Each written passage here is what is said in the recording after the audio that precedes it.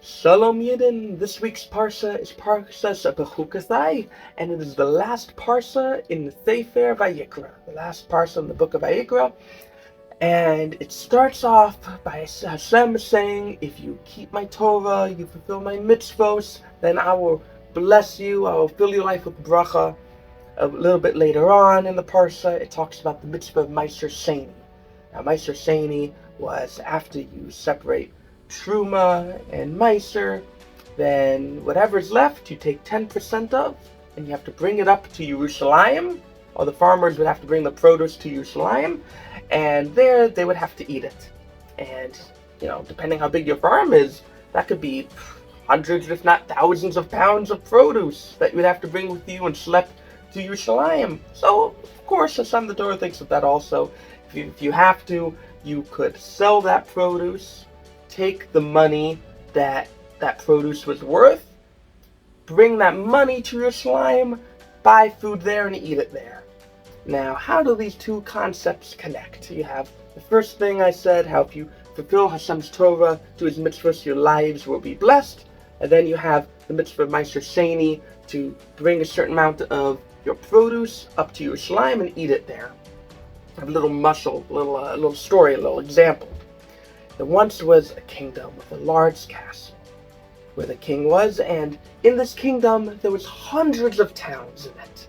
Now, out of all these towns, there was one town the king loved the most. Why did the king love this town the most?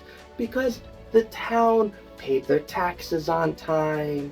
Whenever the king would go through town with his horses, they would always make sure to be out waiting to greet him and give him gifts and stand at attention, and they showed this king so much covered.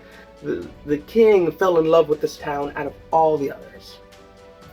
So the other surrounding towns, they started to get a little jealous with this relationship. They see it, it's so obvious that the king favors this town.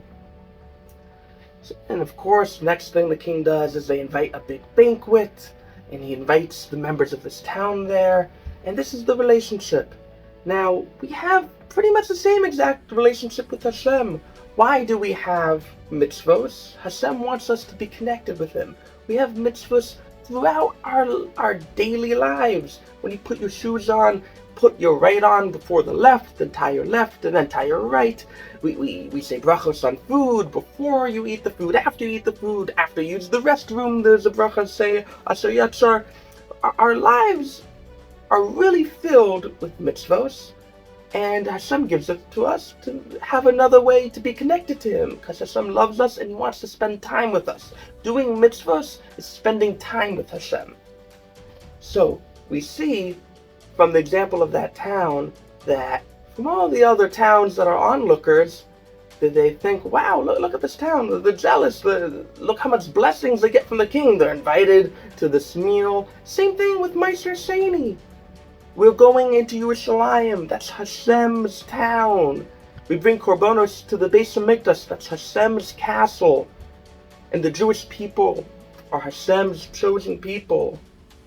When we got the Torah, when Hashem asked us if we wanted the Torah, we didn't even ask what's in it. It's from Hashem, it's a gift. Hashem, we love you. It doesn't matter what's in it. Oh, it's filled with laws and rules and things we need to follow. We'll take it lovingly and happily, and we'll fulfill all of it.